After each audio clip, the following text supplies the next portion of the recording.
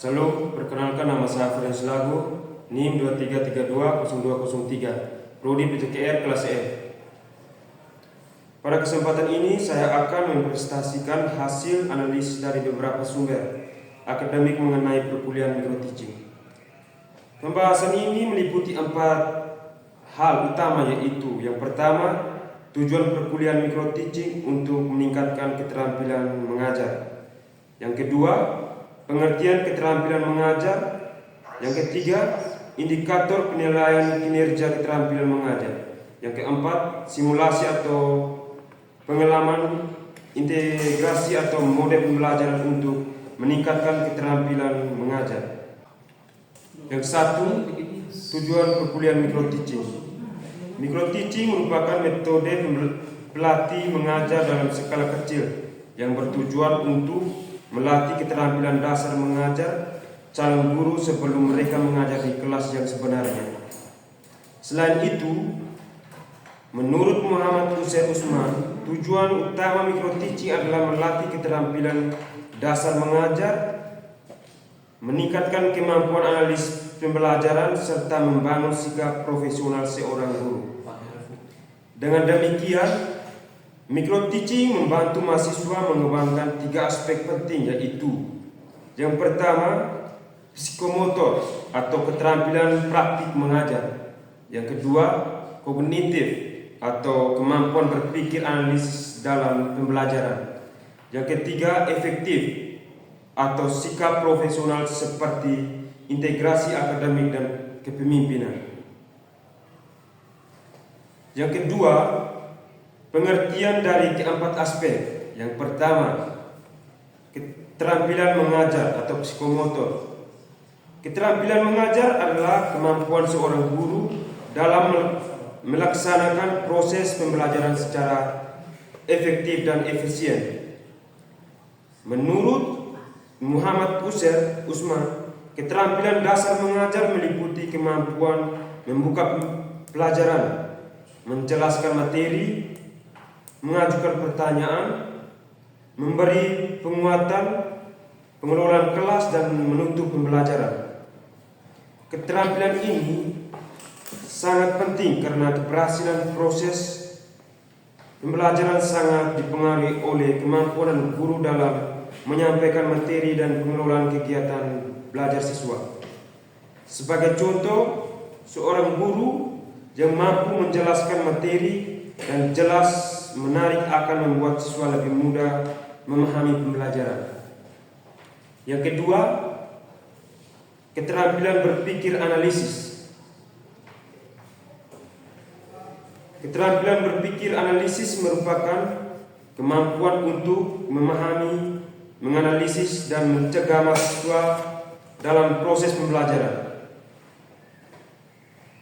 Menurut Benjamin Bloom, kemampuan kognitif dalam pembelajaran mencakup proses berpikir serta memahami, menganalisis, mengevaluasi, dan menciptakan solusi terhadap suatu permasalahan.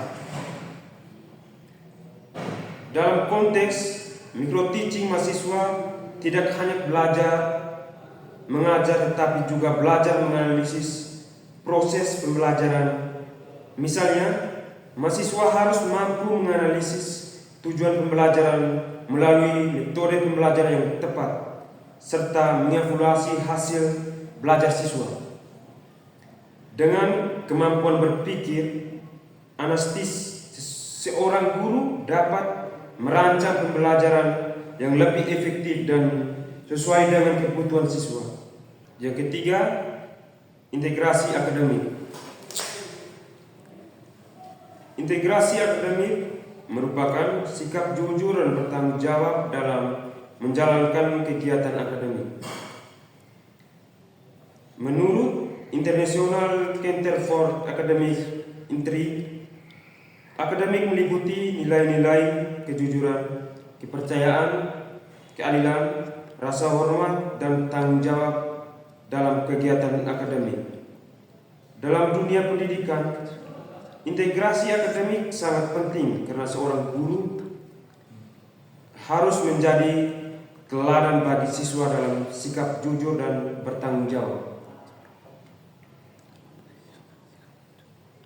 Yang keempat, kepemimpinan transformasional atau efektif.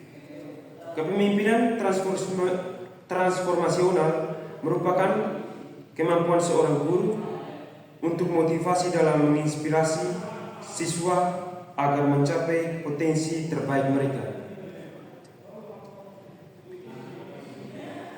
Menurut James, kepemimpinan transformasi adalah kemampuan kepemimpinan dalam mempengaruhi dan menginspirasi orang lain untuk mencapai perubahan yang positif.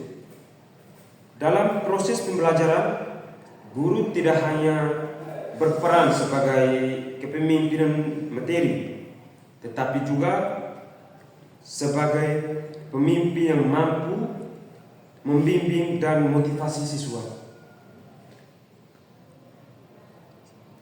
Guru yang memiliki kepemimpinan transformasional biasanya mampu menciptakan suasana belajar yang menyenangkan serta mendorong siswa untuk aktif dalam pembelajaran.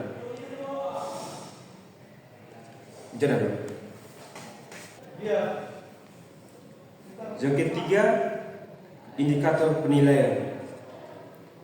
Dalam kegiatan micro teaching terdapat beberapa indikator yang menggunakan untuk menilai kemampuan siswa.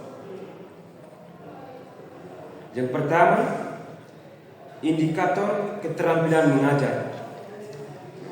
Yang pertama, membuka pelajaran dengan baik untuk menarik perhatian siswa.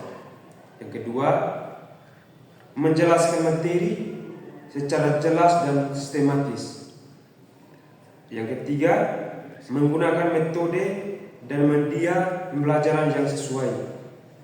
Yang berikut, mengelola kelas agar proses pembelajaran harus tertib. Yang berikut, menutup pembelajaran dengan memberikan kesimpulan. Yang kedua, indikator berpikir analisis. Yang pertama, menganalisis tujuan pembelajaran. Yang kedua, menyusun rencana pembelajaran. Yang ketiga, memilih strategi pembelajaran yang tepat. Yang berikut, mengevaluasi hasil pembelajaran. Atau kemampuan ini sangat penting karena seorang guru harus mampu merancang pembelajaran yang efektif. Yang keempat, simulasi atau mode pembelajaran. Salah satu mode pembelajaran yang dapat digunakan dalam micro teaching adalah pembelajaran kooperatif. Menurut Robert E. Salvin, pembelajaran kooperatif merupakan mode pembelajaran siswa dalam kelompok untuk mencapai tujuan pembelajaran bersama.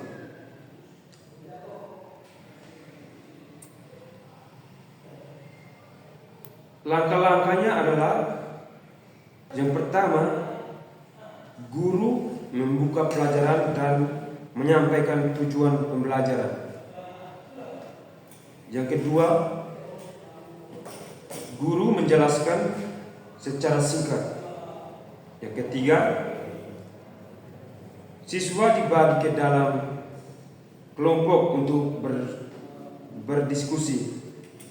Yang keempat, setiap kelompok mempresentasikan hasil diskusi.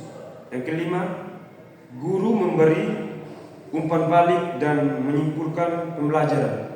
Mode ini dapat meningkatkan keterampilan mengajar, kemampuan berpikir analitis, serta kerjasama dalam proses pembelajaran. Berdasarkan hasil analisis dari berbagai sumber akademik, dapat disimpulkan bahwa micro teaching merupakan mata kuliah penting bagi calon guru. Melalui micro teaching, mahasiswa dapat mengembangkan keterampilan mengajar, kemampuan berpikir analitis,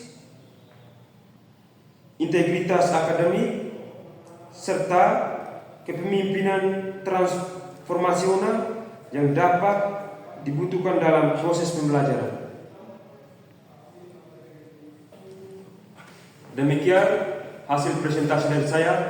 Terima kasih.